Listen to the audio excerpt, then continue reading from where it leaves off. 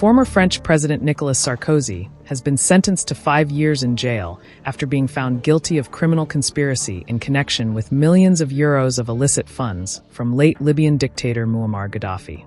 In this video, we break down the details of the court ruling, the long trail of allegations, Sarkozy's political standing despite repeated convictions, and what this verdict means for French politics. Former French President Nicolas Sarkozy was today found guilty of criminal conspiracy by a Paris court, though acquitted of receiving illegal campaign financing and passive corruption in a long-running case tied to late Libyan dictator Muammar Gaddafi. The 70-year-old Sarkozy, who led France from 2007 to 2012, has been on trial since January.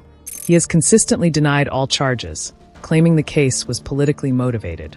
According to the court, Sarkozy engaged in conspiracy between 2005 and 2007, when he was serving as France's interior minister.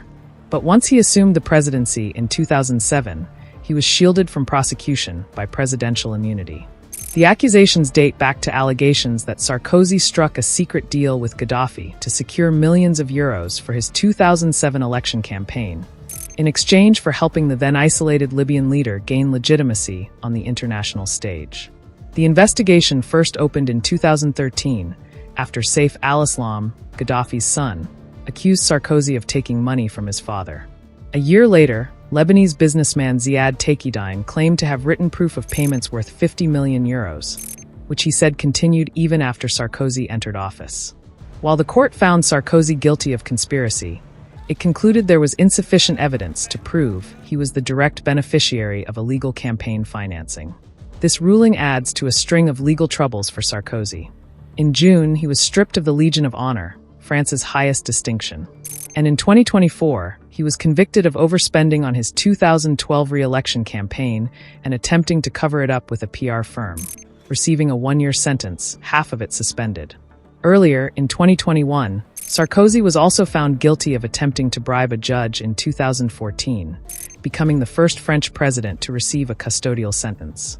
That ruling was upheld, though the court allowed him to serve the sentence at home under electronic monitoring. Adding to the drama, Sarkozy's wife, Italian-born former supermodel and singer Carla Bruni Sarkozy, was charged last year with hiding evidence in the Libya case and associating with wrongdoers to commit fraud, charges she denies.